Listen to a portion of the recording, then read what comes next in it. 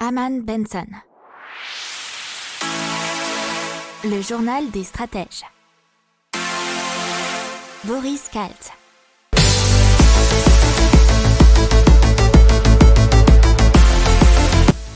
Bonjour à tous et bienvenue dans le journal des stratèges pour une revue de l'actualité éco, tech et impact du jour. Avec à la une les émissions de CO2 des entreprises européennes qui sont trop élevées selon un nouveau rapport. On parlera aussi dans l'économie de la BCE et des coûts de financement. Également de LCL qui va fermer des agences et de SFR qui parle de départ volontaire pour 2021. Dans la tech, on vous parlera de la fibre optique en France et dans l'impact de Leclerc qui propose des repas pour les petits budgets. Voilà, vous écoutez le journal des stratèges numéro 61 et ça commence tout de suite. C'est parti avec le réchauffement climatique et les émissions de CO2 des entreprises européennes.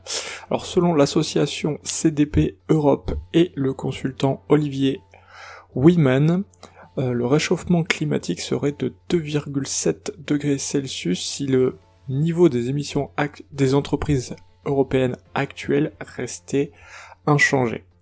C'est le double de l'objectif de 1,5 degrés Celsius fixé par l'accord de Paris en 2015. Et c'est bien sûr bien plus que l'ambition de 2 degrés Celsius. Alors pour plafonner, selon toujours ce rapport, le réchauffement à 1,5 degrés Celsius, l'économie européenne devra réduire ses émissions de 50% au cours de la prochaine décennie, et au moins 65% des entreprises devraient être totalement alignées sur les normes de Paris d'ici là. Alors, quand même des bonnes nouvelles puisque 25% d'entreprises qui ont le plus progressé en matière de décarbonisation ont fait état d'une baisse de 15% des émissions l'année dernière, ce qui équivaut aux émissions annuelles d'un pays comme les Pays-Bas.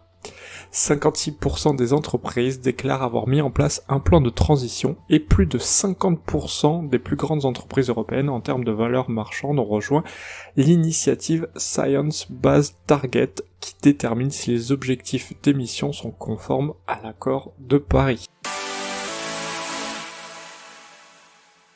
Allez, on continue avec la Banque Centrale Européenne qui empêchera une augmentation prématurée des coûts de financement des entreprises et des ménages dans le contexte de récession actuelle, a déclaré Christine Lagarde, puisque la BCE contribuera à faire en sorte que les entreprises et les familles puissent accéder au financement dont elles ont besoin pour faire face à cette tempête, et qu'elles puissent le faire en ayant confiance dans le fait que les conditions de financement ne sont pas resserrées prématurément, a déclaré Christine Lagarde cette semaine. Passe à LCL qui va fermer les portes de 230 à 280 points de vente, soit 15% de ses agences dans un plan dit nouvelle génération.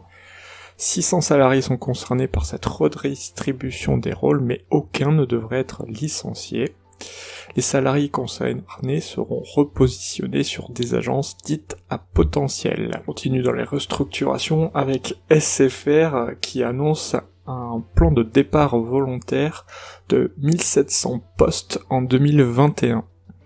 C'est toujours dans un plan de réorganisation de l'entreprise, plan dit stratégique, et cela correspond à 11% des effectifs de l'opérateur en France.